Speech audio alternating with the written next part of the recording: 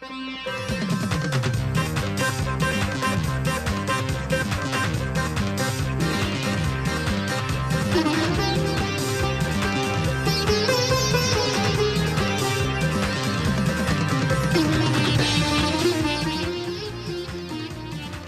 I'm Vijay Velji. A short time ago, my company, Shellac Finishes, released its first video using my technique for French polishing. Since then, I've received many questions about shellac. Where does it come from? How is it manufactured? I began to do some research and I realized that information about shellac production is hard to find and usually outdated. So I decided to go to India and see it for myself. I spent a month in the eastern regions of the country and had the privilege of meeting some of the folks who cultivate, harvest, and process lac. I have a few videos and photographs to share with you, so come along and travel with me to the jungles of eastern India. This is Hunta Mountain, and around it is the forest. The trees that you see at the base of the mountain are host trees that are used for the cultivation of lac. Yes, lac does grow on trees. The three most common host trees are the palash, kusum, and bear or plum tree. Hunta Forest once had sizable populations of wildlife including tigers, but not anymore.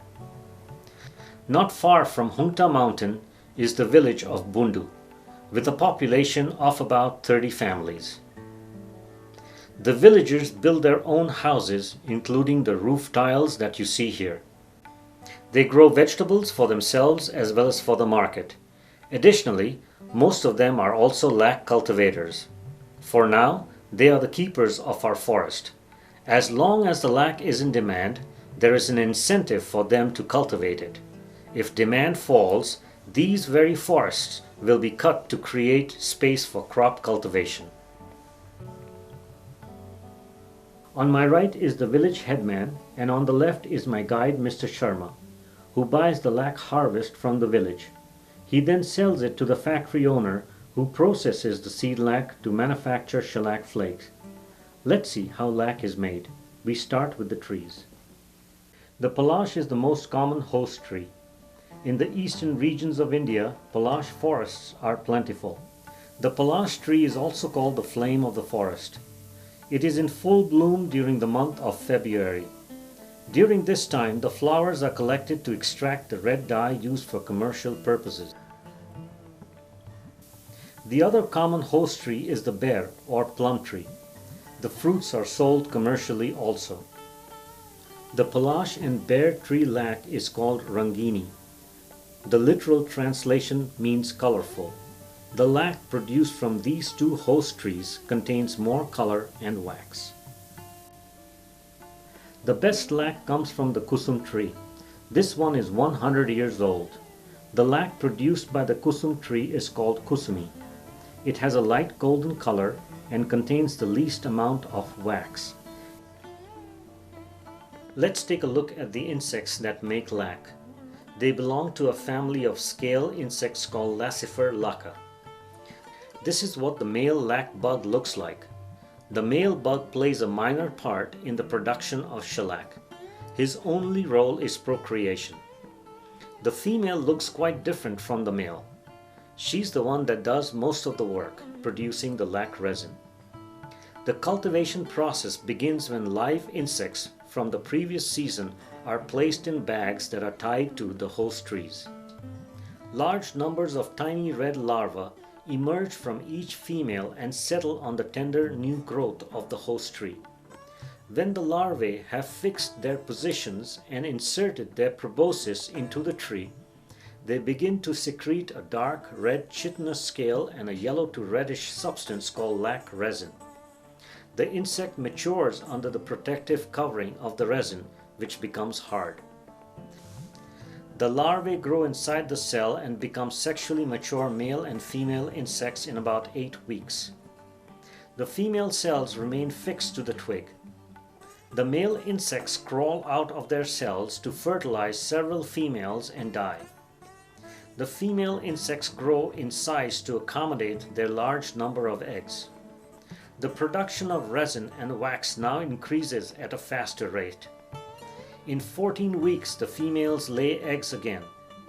The new larvae hatch and emerge to begin a new life cycle of about 6 months. Thus, the insect completes 2 life cycles in a year, yielding 2 lakh crops. It takes about 300,000 insects to produce 1 kilogram of shellac. This is what fully encrusted trees look like. The white threads seen on the encrustations are wax secreted by the insects through their breathing and anal pores.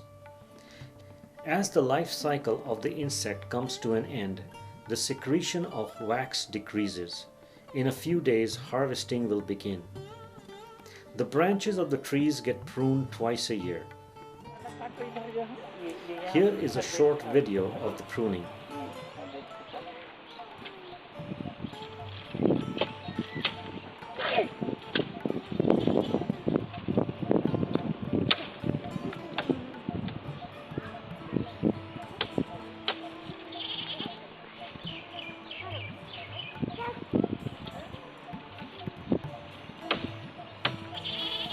The lac-encrusted branches are scraped and the dried lac is accumulated.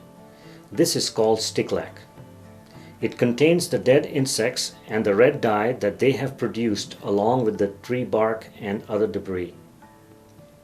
The stick lac is broken up and cleaned to get rid of the debris. After cleaning, it is called seed lac. This is what seed lac looks like. Seed lac is sold on the open market to middlemen or to a mass purchaser like my guide Mr. Sharma. This is Mr. Gupta, a close friend as well as a shellac producer. Let's go to his factory and see how the shellac is extracted from seed lac. This is Mr. Gupta's factory where he produces handmade and machine-made shellac. The seed lac is cleaned once again to get rid of all remaining debris.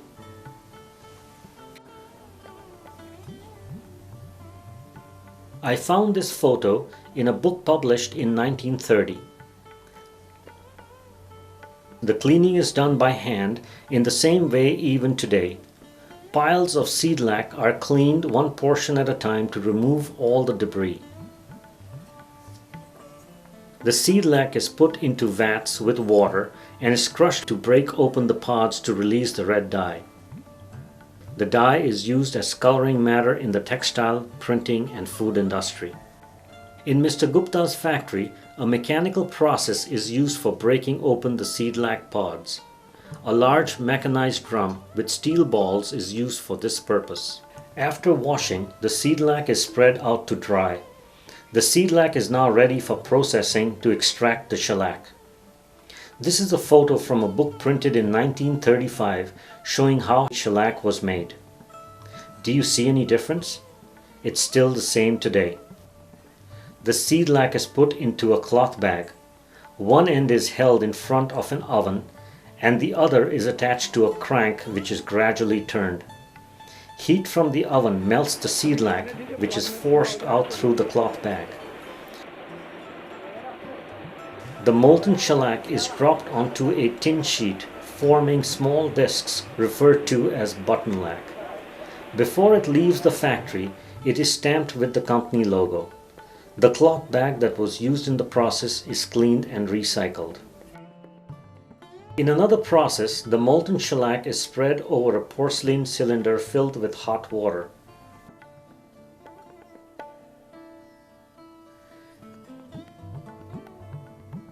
The worker spreads the shellac over the cylinder with a palm leaf and then wipes it to get a shine.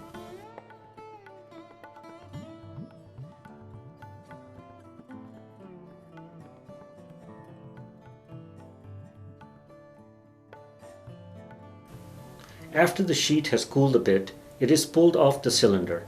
He then grabs the sheet with his hands, toes and mouth to stretch it as much as he can.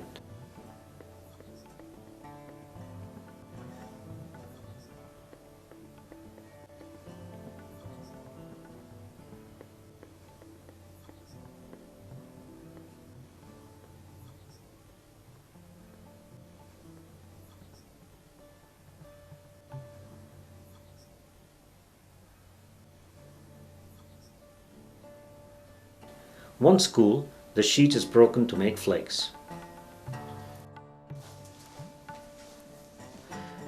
The impurity that stays in the cloth bag after the heat extraction is called shellac. It still has quite a bit of shellac in it and is used to make garnet shellac, a darker variety. Shellac is also extracted from seedlac by machine. First it is heated over steam pipes and then pressed for extraction. The extracted shellac is pressed in between rollers to create a thin sheet. This is broken up to make flakes. Here is a video of a machine in operation. Pardon the quality. Lighting is kept to a minimum to keep the factory cool. You are seeing the manufacture of waxy shellac. A small percentage of woodworkers continue to use it. I recommend using de-wax shellac for its improved moisture resistance and durability. It is made by a process where waxy shellac is dissolved in a solvent to extract the wax. At Shellac Finishes, we carry 5 different varieties of fresh de-wax shellac flakes.